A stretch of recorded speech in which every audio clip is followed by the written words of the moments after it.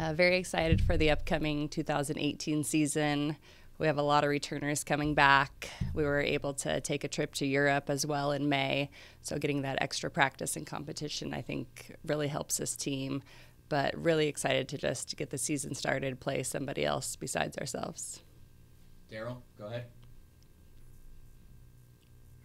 Hey Jen, this is your 7th year. How have things changed since you first started to this year?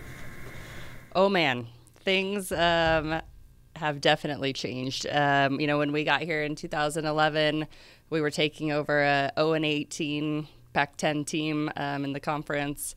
We really had only 5 returners, and so definitely a big difference from that first year. Just culture-wise, of course, we have all our own recruits now. Back-to-back NCAA tournament appearances, second round. So I don't think it's even comparable, from 2011 to this year.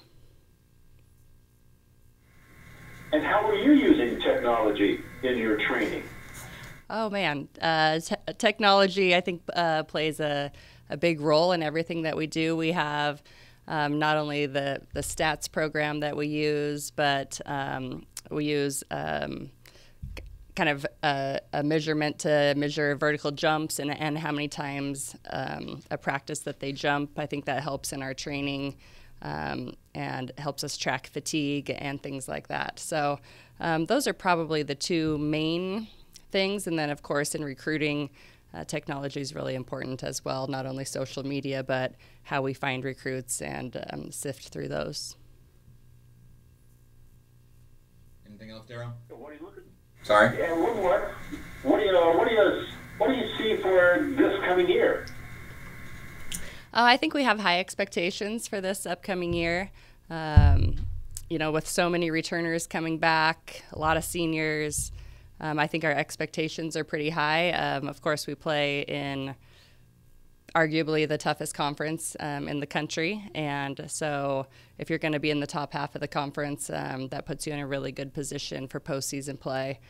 So that's what we're kind of looking at goal-wise right now, is just to take the preseason as it comes, and then once we get into conference, it'll be day in and day out, a fight till the end.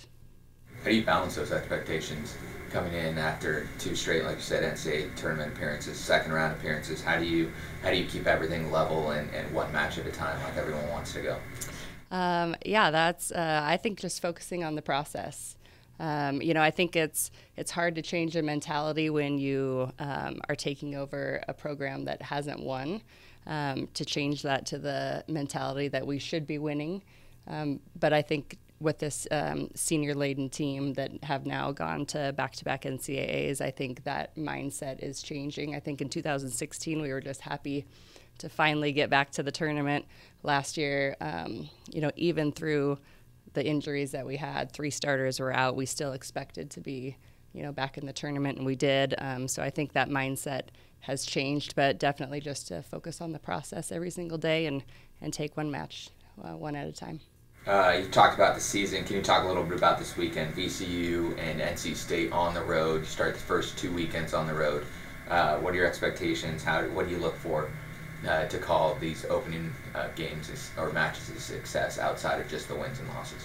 Yeah, it seems what we normally do is go across the country this time of year. 2 good RPI teams is really what we shoot for in the preseason. And they are 2 good teams, and VCU, right off the bat, that first match is always tough because you can't scout. You have no clue really, what they're going to bring, so you have to make adjustments on the fly.